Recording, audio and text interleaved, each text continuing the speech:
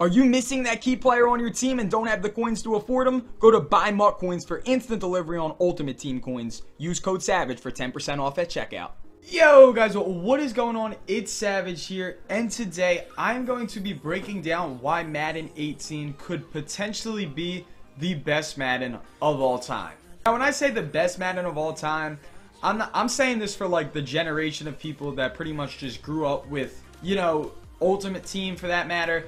The gameplay when glitches really started to impact. You know, I'm saying the kids who've probably been playing since like Madden 25 and later. This is probably going to be the best Madden, and this is going to be a lot of facts and such, and a lot of, you know, a lot of facts that are already presented, as well as some expectations that a lot of people are already throwing out on the table. And I do have a little bit of evidence to kind of back up a few of like the expectations that we have. So this video is going to be, you know, a pretty fun one, and I hope you guys do enjoy it. So without further ado, let's hop into what we're breaking down. So right now I'm on Rex Dixon's Twitter, Rex DEA. He does follow me on Twitter. He is the creative director at EA Sports.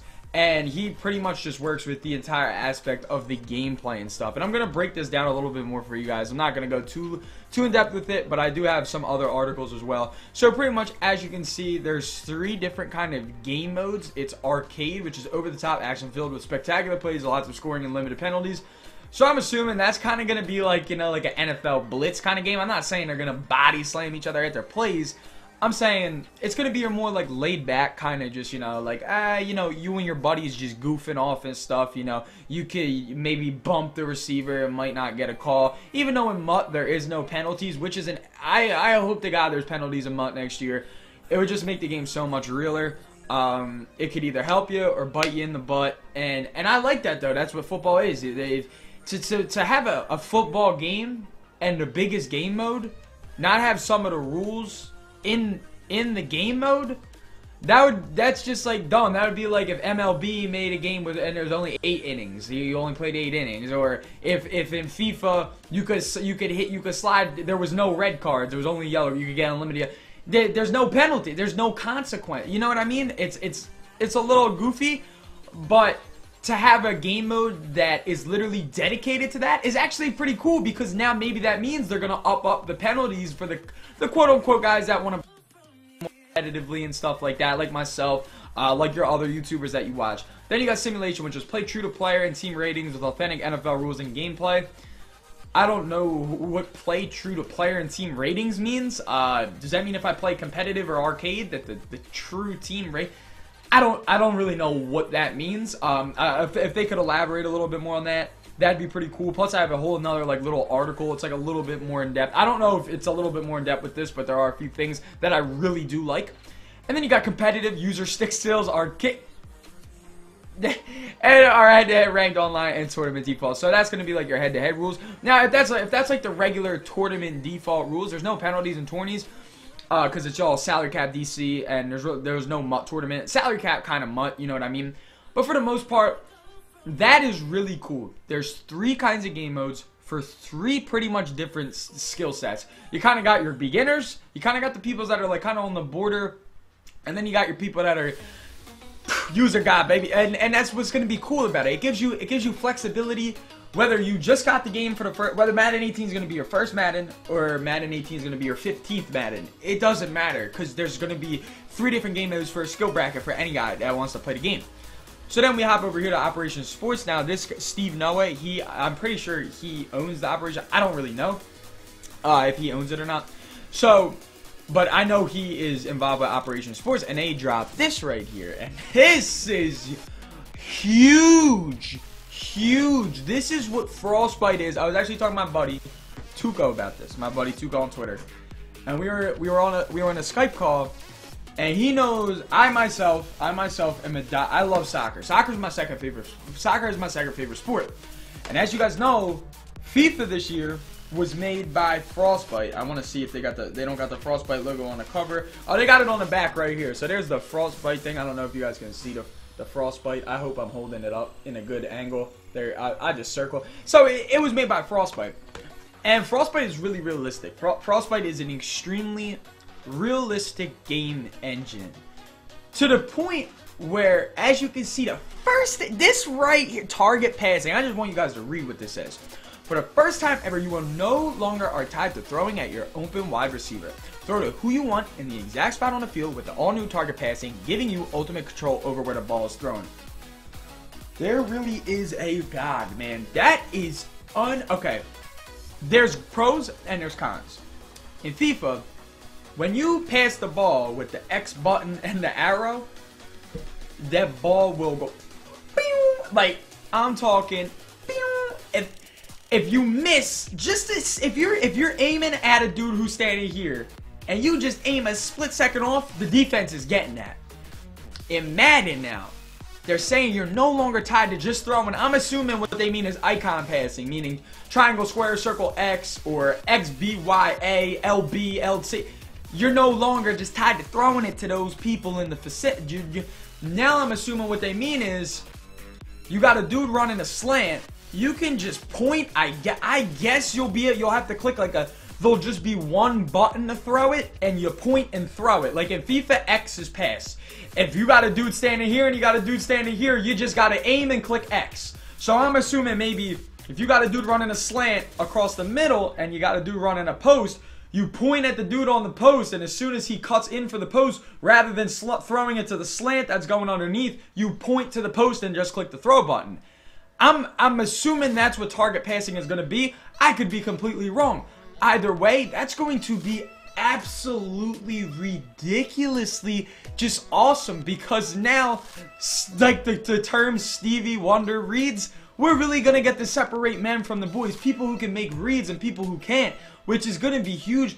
That's going to be just something so much different, and just not just let me put two guys on drags and just click whatever button gets open.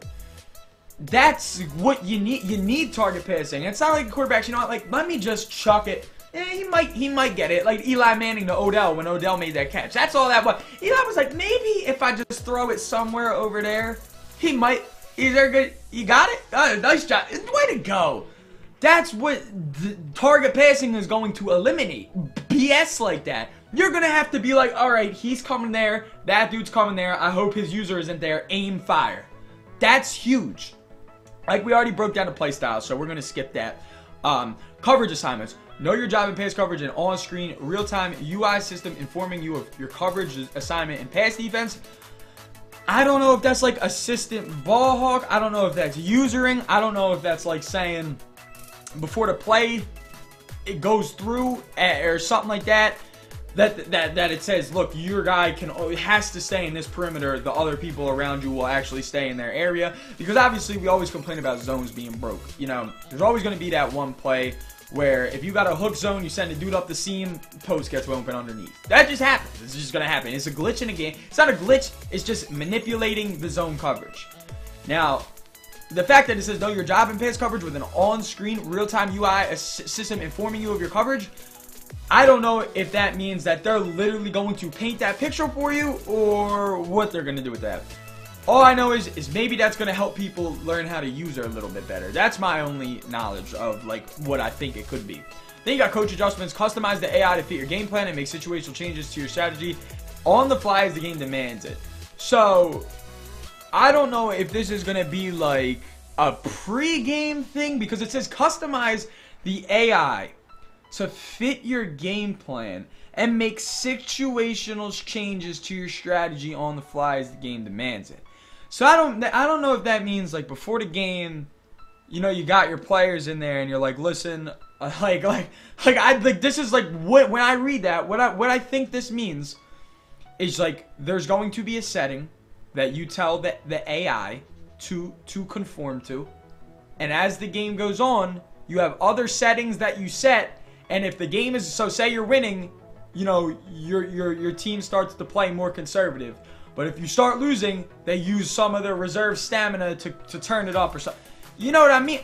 That could be huge, meaning like you really have to strategize behind the entire game. Like you could be like, oh, you know what? I'm really good at the game. I like to play conservative the entire way through. And if you set your lineup to conservative or something like that, next thing you know, you're going to take an L because you don't have anybody playing aggressive when you really need them to play aggressive. I don't know what that can mean. I really don't know what that can mean. That really does. That just is huge. And there's one last thing that I want to definitely focus on. I want to go to my buddy Jo right here. He is a game changer at EA, and we were all talking about. Well, I tweeted out this morning about the. Wait, I gotta go to tweets and replies. My fault. I tweeted about the weekend league in FIFA. Because like I said, I'm a really big FIFA fan. I'm a really big soccer fan in general. So right here, as you can see. So I said, weekend rewards just for playing head-to-head on FIFA and being good. Imagine if Madden did something like this. Look at what my man's up here got. That's not jail. That's just some FIFA YouTuber. So for just being good at FIFA, just for playing the game, 150K. An Ultimate Team of the Week pack, which means he gets a pack containing multiple Team of the Week players that are going to sell for 20 to 70 to 100K, and then 4 jumbo rare player packs, which is a pack containing nothing less than an 80 overall. Now, I'm sure Madden could adopt something like this, but the reason I'm bringing this up is because Jo saw that and he said, already sent that idea, I hope it's in it too. And I said, hey, good looks. And he said, no problem, send it back in January. So he is an EA Sports game changer. And of course, you know, a lot of people are always, are just going to say, oh, well, you know, game changers, they only say stuff, or there's only so much that a game changer can do. It's just cool to have a little bit of validity behind a statement, especially just... He's closer to EA than I am, you know. That's just how it rolls. He has that tag of being the EA game changer.